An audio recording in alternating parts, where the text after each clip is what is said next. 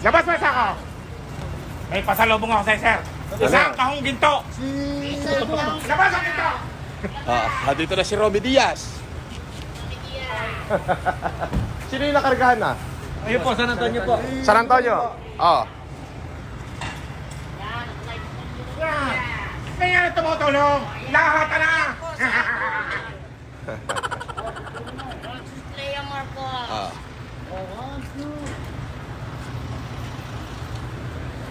Ano mo yung sako? Saka yung pala. Eh, Talubungin mo si boss. palahin ko lahat yan. Yan.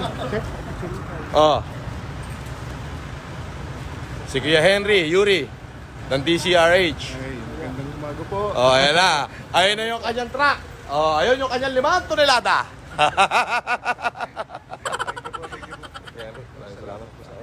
Okay. At ako'y hindi talaga ako magpapa-interview. Bakit ito pang bigas? May sako ka na, may bigas ka pa. Eto na. Mga bata, punin nyo lang dyan. Ha? Sige, wala problema. Social distancing nga mga kababayan. Mag-ingat lahat ha, mag-ingat. Mahirap na. Sa ngayon po kasi ako, yung presidente ng Malacanang Press Corps. Okay. Ako nga nagko-cover. Sabihin niya, pag ready na, Kuya Henry, ha?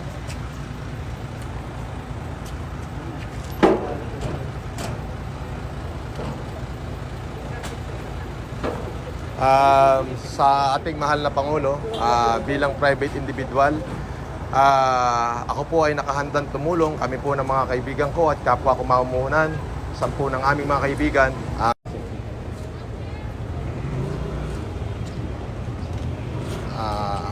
Okay na? Anong gagawin ko? Ay, ganun po, ulit pa. Safety take, safety. Safety take, okay. Okay. Okay. Magandang umaga po.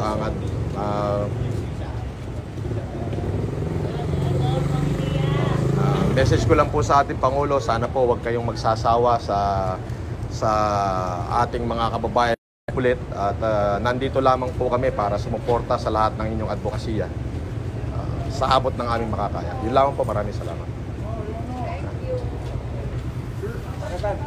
Social distancing Okay. tayo. Hey. Distansya lang ako. Baka ma-quarantine tayo dyan. 1, 2, 3.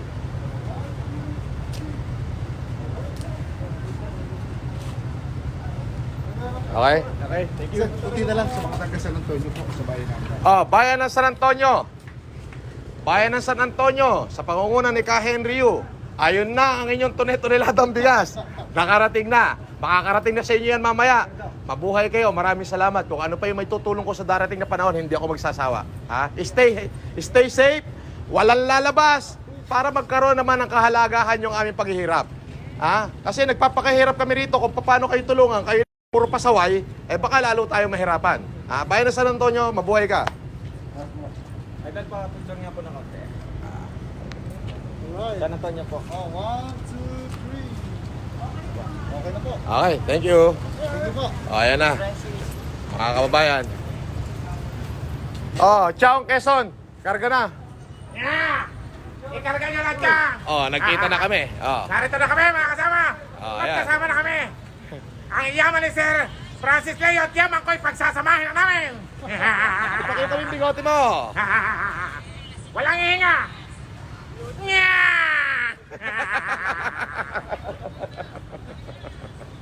Siyempre, kasama kayo aking kaibigan, napakalupit na Vice Mayor Mano Castillo. Ayan. Ang lupit ng sasakyan. Masasakyan ka na. Pagkasolina ka ba? Ito yung mga taong may pagmamalasakit sa kanilang mga kababayan. Magkikita-kita po tayo. Alam nyo, yung mga tao ngayon, alam nila kung ano yung katotohanan nangyayari sa likod ng kanilang pamahalaan. Alright. Ito po yung DCRH. Ayan, yung naipangako ko po sa kanila na 5 tonelada ay binigay ko na. Opo. Ayan. CCTV vlog po. Sir, pwede mag-picture? Medyo layo po tayo kasi delikado tayo baka. Consi TV Vlog. Ano? Consi TV Vlog. Oh, Consi TV Vlog. Oh, shout out. Dito sir, pwede. Pwede po. Sir, kaibigan po kami, Ah. Mang Beb. Okay. Thank you, sir. God bless you. God bless you din po. Sir, picture lang po tayo para kita lang. Ano yan? Hindi, ayam lang.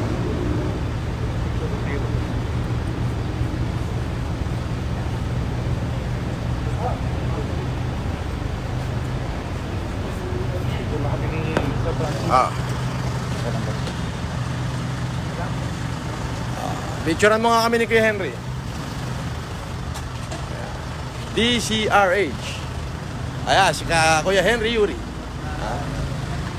Akala naman nila magpapa-interview ako sa kanila. Nek-nek nyo. Pwede ho ba kalimutan nyo yung interview na yan at ayoko ma-interview ng ganyan. Nagawa ng gusto ko lang tahimik. Ako tumutulong lang. Hindi ko kailangan ng publicity. Kaya parang awa nyo na. Huwag nyo akong interviewin, lalo na yung mga media dyan. Ako sapat na. Pagka natapos na ho itong pandemic na to, gusto ko tahimik na uli yung buhay ko. Social distancing kayo, baka dyan kayo hulihin. Kargahan nyo na, bricks, yung ano. Tapos makaalis na. Ayan. We are live. So, ayan o. Nueva Ecijas Best. Kinakarga na. Nakarga na ho yung para sa San Antonio, Quezon. Eto na hong Tiaong ay susunod.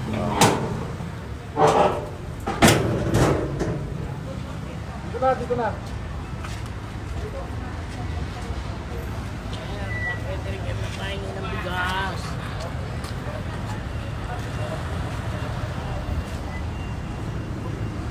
Si Kuya Henry.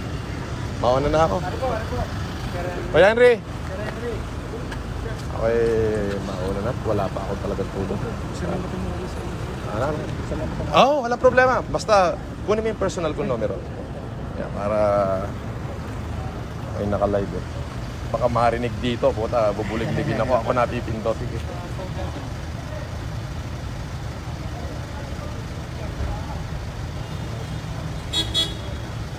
Ayan. Pakisave na ako eh. Text mo ako.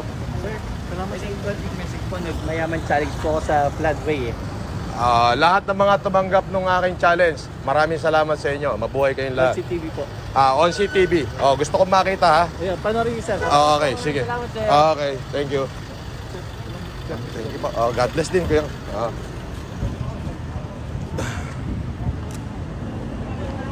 Ayan. Papasok na ako.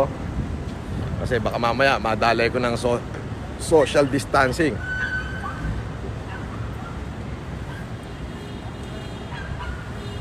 Ayan.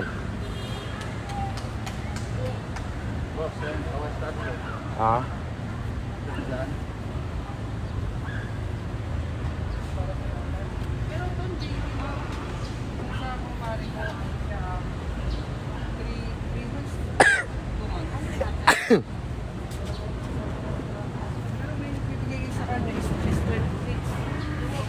Ay, sir. Ay, sir. Thank you, thank you.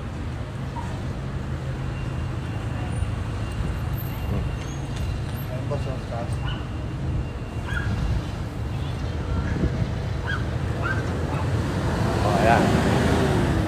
Ayan na at nakita nyo naman. Medyo umiwas na agad tayo kasi sobrang dami ho ng tao. Ayun, yung mga truck ng galing ng Tiaong, Quezon, kung makikita nyo. At yung galing ng San Antonio, Quezon, kung saan nagbigay po tayo kay Erwin Teixeira. Andiyan si yung Romy Diaz. Andun. Ayun, tumatawa, may dala-dala sako.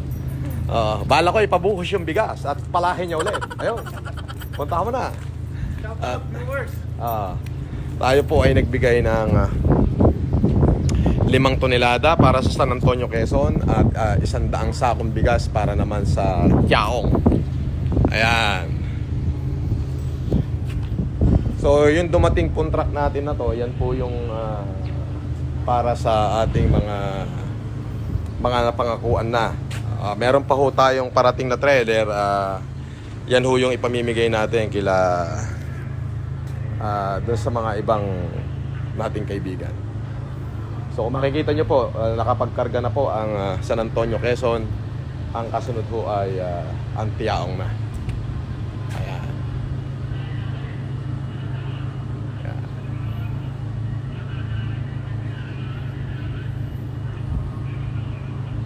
Ano daw? Hi sir, Bekenemen, Santo Niño Marquina. Sa amin ni Edna Tolentino. Ay nako, wala pa ako tulog.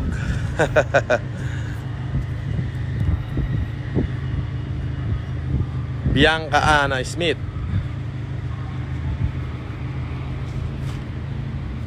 Kung makikita nyo, ayun. Ayan. Ayan o, ang bigas, nagkakargahan. Ayun o ang Tiaong. Yung DCRH, ayun.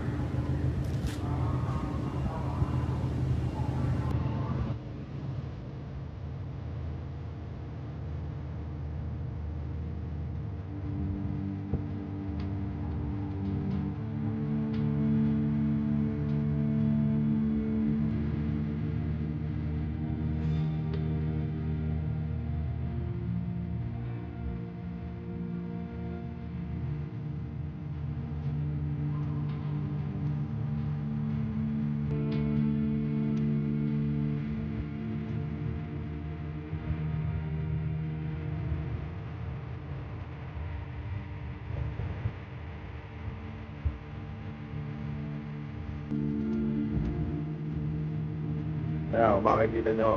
Ayan. Nagkakargaan ako ng bigas. Ayan. Ang kinakargahan ko ngayon ay ang Tiaong. Yung isa kong sasakyan ay nakargahan na. Ayan o. Yung kulay blue doon. Ayun. Ayun. Yung blue na truck. Ayun.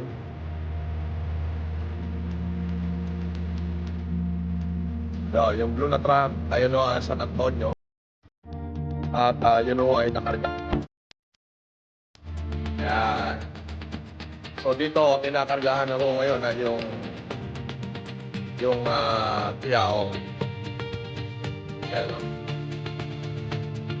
Kung makikita nyo mga kabayan, talaga naman kahit anong puyat, hirap, gastos, wala akong problema. Dahil naipangako ko na ho yan, na yan ay itutulong ko sa ating mga mamamayan. Batikos pa kayo. Ayan, ang mga gusto kong mangyari. Oh. Ako ay lumayo na at baka ho, kahit Sabado, baka sabihin nila ma-violate yung tinatawag na social distancing rule. So, kaya po medyo lumayo na ako at ayoko pong makapag-violate para mawala po yung crowd. Alam niyo naman ho, para tayong superstar na talaga naman pagdating is nagpapalitrato agad yung mga tao. Hindi naman ho natin pwedeng itaboy hanggang 1 meter ho kahit papano. So, yun po. Yung pong mga kasunod dito, ito po yung matitira po na 15 tonelada ay mapupunta ho sa parting Bulacan, parting Laguna, at kung saan-saan pa. Sige, 1 meter tayo kasi baka ma-violate yung social distancing rules. Ayan. Kaya medyo umalis ho ako dun sa crowd gawa ng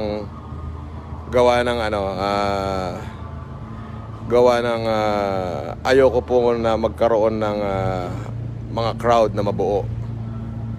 So yun, kung makikita nyo 2 oras na lang ho yung aking tulog, kaya medyo nahihirapan ho ako ng konti.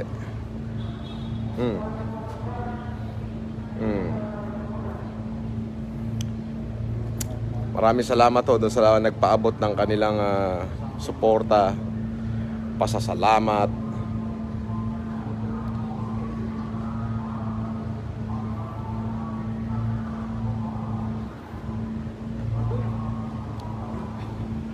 Dumating ho yung si Eric TCR at yung katulad ng aking pinangako doon sa nag-ispop kay Romy Diaz ay ibinigay na ho natin. Kasama ho yung Vice Mayor ng Tiaong, Quezon.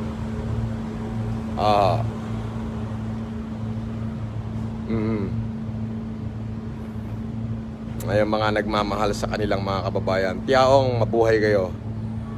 yung mga mamamayan dyan,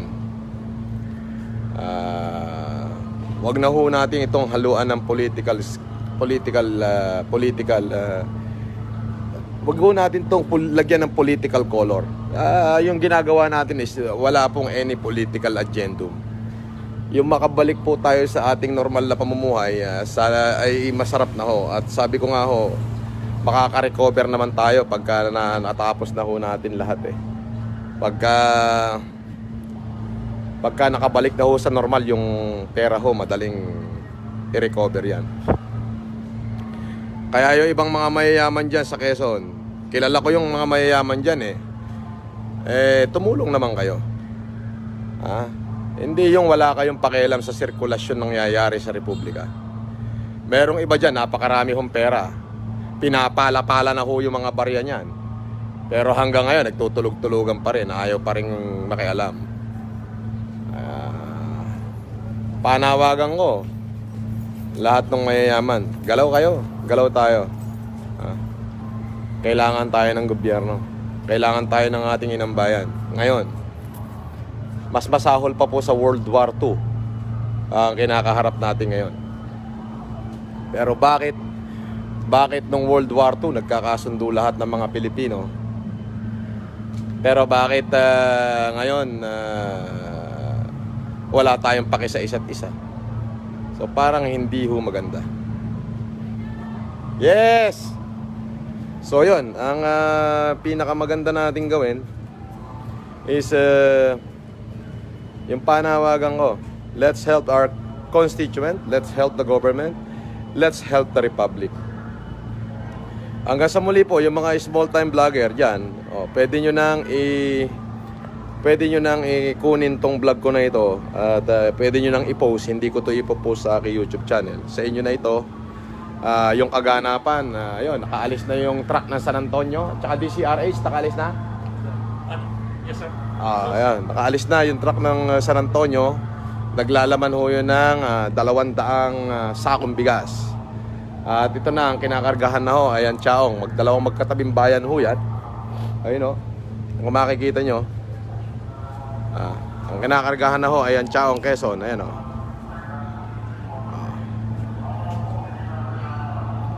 Ayun o, yung truck.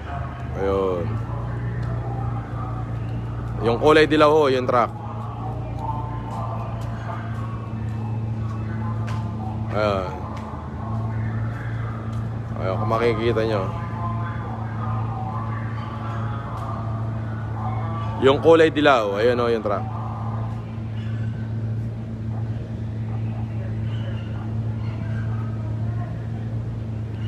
Ayun, yung truck. Kinakargahan na ho.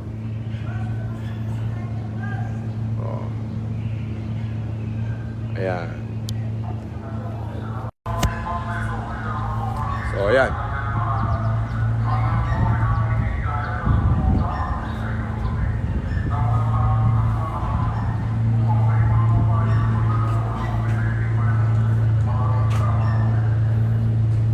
Melanie Manzano Reyes, shout out. Okay. Eileen Toledo, shout out.